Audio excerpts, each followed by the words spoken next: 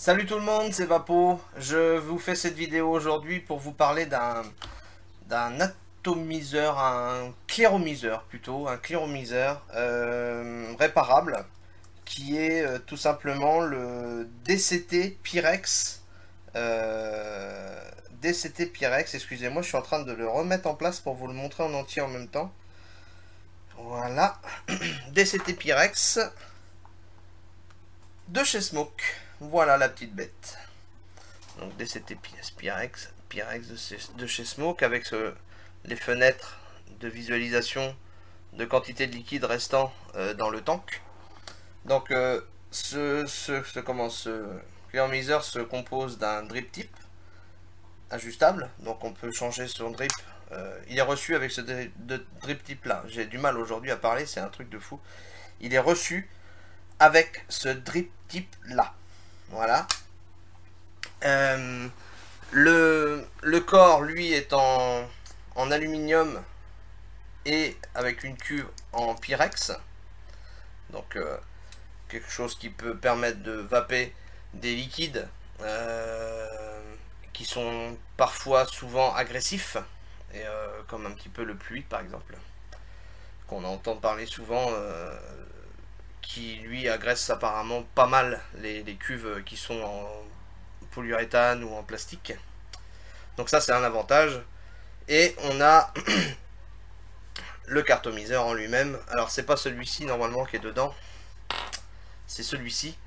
Et je l'ai remplacé pour une simple et bonne raison, c'est que celui qui est d'origine dans le DCT de chez Smoke n'a qu'un trou, qu'un aérole sur le... On le voit ici, là, ici. Bon, évidemment, on peut le repercer avec un carto punch, par exemple, un carto puncher. C'est pas spécialement terrible le carto puncher, parce que souvent ça écrase le corps du cartomiseur. Et il est presque mieux de faire un trou avec soit une petite vrille, très petite, et on fera quelque chose de beaucoup plus propre, de beaucoup plus net, qu'avec le carto puncher. Voilà. Donc moi j'ai préféré prendre un de mes cartomiseurs que je propose, qui ont eux deux trous de percée. Voilà, ils en ont même pas deux, ils en ont trois pour être très exact. Donc ça permet un flux d'air plus important et une arrivée du liquide dans le cartomiseur une fois que tout est mis ensemble et que le tank est rempli, plus importante aussi. On réalimente plus facilement la bourre qui est à l'intérieur du cartomiseur. Plus il y a de trous forcément et plus on alimente facilement. Bien évidemment, on n'allait pas percer partout, ça sert à rien non plus. C'est pas le but du jeu. Pour faire le plein de ce DCT, on commence d'abord par remplir le cartomiseur. On vient faire glisser le liquide sur la paroi dans un premier temps. Voilà, on met quelques gouttes, on tourne le cartomiseur de façon à ce que le liquide vienne se mettre sur toute la bourre. Voilà, on remplit sur un côté un petit peu. Faites attention de ne pas faire rentrer du liquide au milieu, sinon ça va couler par la connexion 510. Ça va pas être terrible. Voilà, on remplit au fur et à mesure. On attend à chaque fois entre chaque que le liquide soit absorbé par la bourre. Voilà. Donc ça c'est une opération qui est un petit peu longue, que j'aurais pu éviter de faire devant la caméra. Maintenant en même temps, c'est pas non plus, ça dure pas un quart d'heure, vous inquiétez pas. Vous me connaissez maintenant, je suis pas trop du genre à faire des vidéos qui durent des siècles. Parce que même moi, du coup, ça m'intéresse pas. Alors, on le remplit. Il y en a certains qui le remplissent jusqu'à temps que ça commence à fuir par justement la connexion 510. Qu'il y ait un trop plein en fait, et ils se disent qu'à partir de ce moment-là, c'est bon. Ils peuvent mettre en place le cartomiseur dans le tank et faire le plein du tank. Est-ce que c'est une bonne solution? Moi personnellement je l'ai essayé et je peux presque dire que c'est une bonne solution. Maintenant il faut faire attention de ne pas s'en foutre partout. Bon, ça c'est qu'un détail, hein, parce que qui n'a pas reçu du liquide sur les genoux en faisant un montage quelconque ou en faisant un essai quelconque? C'est constant. Qui n'a pas mis de liquide sur son clavier d'ordinateur? J'en connais très peu. Hein. Voilà, la contenance du cartomiseur, je crois que c'est 2 ml de liquide. Et la contenance du tank du DCT est lui de 3 ml. Donc ça fait un volume complet, si on prend en compte le cartomiseur et le tank, un volume complet de 5 ml. Donc là j'estime que mon cartomiseur est prêt à prendre le liquide.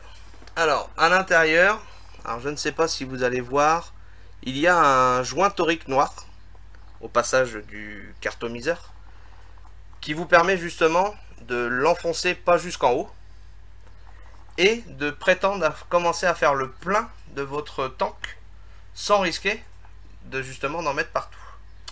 Donc on y va, on le remplit. On le remplit, on le remplit, on le remplit. Voilà. On fait attention de ne pas en mettre partout. Enfin, je veux dire, pas au-dessus du niveau du cartomiseur. Sinon, on va faire déborder et ça va pas être bien. Parce ça va rentrer à l'intérieur dans le trou central du cartomiseur. Je suis désolé, je cherche mes mots aujourd'hui encore. Voilà, on finit de remplir. Voilà. On positionne. Donc on a des crans. On a des crans, hop là. On a des crans en dessous, ici, qui nous permettent de caler le cartomiseur avec sa jupe. Donc ce qui est pas plus mal. Ce qui est même intéressant. Et pour finir, on vient mettre son drip tip, ou le drip tip d'origine, pour ceux qui n'ont pas encore de drip tip. Donc ça, c'est un choix. Là, en l'occurrence, j'ai mis du liquide, donc du fait maison, en 50-50, avec en arôme du Ryan USA. Très très bon liquide. Alors voyons voir, je ne sais plus la résistance, je crois que je vous ai dit 1,5. Voilà, donc c'est 1,5 ohms. Hop. Alors au lieu de le débloquer, j'ai bloqué mon mode SVD. Ok, on recommence. Donc 1,5, je vais partir sur une base de 4 volts. Et puis on va vaper. Déjà on entend un beau petit bruit spécifique.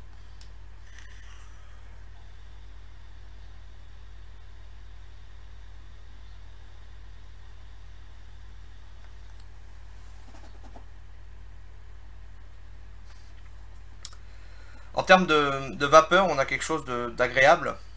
On a une vapeur chaude. Alors c'est encore une fois de plus, c'est pas mon dada, la vapeur chaude. Je suis pas vraiment fan de vapeur chaude. Maintenant, pour un arôme tabac, ça passe vraiment à merveille. Et encore plus avec le Ryan USA. Et c'est vraiment agréable. Donc, comme je vous disais, on voit ici le niveau de liquide. Ce qui est intéressant aussi, c'est que quand on tire dessus, alors je ne sais pas si...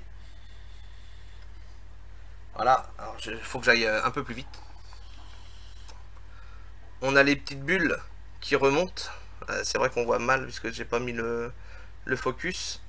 Donc pour amorcer, si jamais vous avez un dry hit au début, ça peut arriver que vous avez mal rempli votre cartomiseur au départ et que du coup il n'y a pas assez de liquide et vous prenez forcément un dry hit. Vous avez juste à faire une aspiration assez rapide et vous verrez des bulles remonter dans la fenêtre du tank. Ce qui veut dire que le liquide est en train de rentrer dans comment, la ouate, pas la ouate, mais le... Décidément, je cherche mes mots, c'est quand même pénible. Dans la bourre du cartomiseur. Et ça veut dire que ça l'amorce. Et là, du coup, après, vous pouvez vaper, il n'y a pas de souci.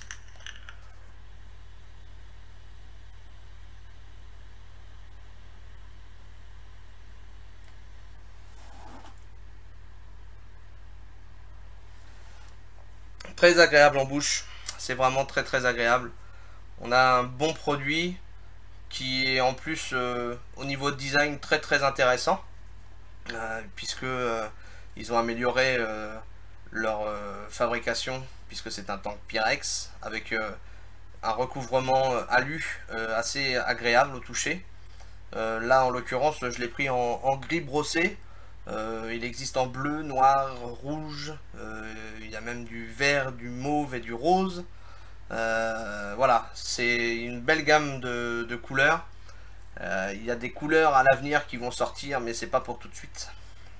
En attendant, ça reste un produit très intéressant, abordable et bah, moi que je conseille fortement pour ceux qui aiment les voisins qui font du bruit. Je suis désolé, c'est mercredi, hein, les enfants ont le droit de jouer. Pour des personnes qui aiment les vapeurs chaudes et une bonne quantité de vapeur, ça reste quelque chose de bien. Sur ce, il me reste à vous dire à bientôt et à la prochaine. Ciao.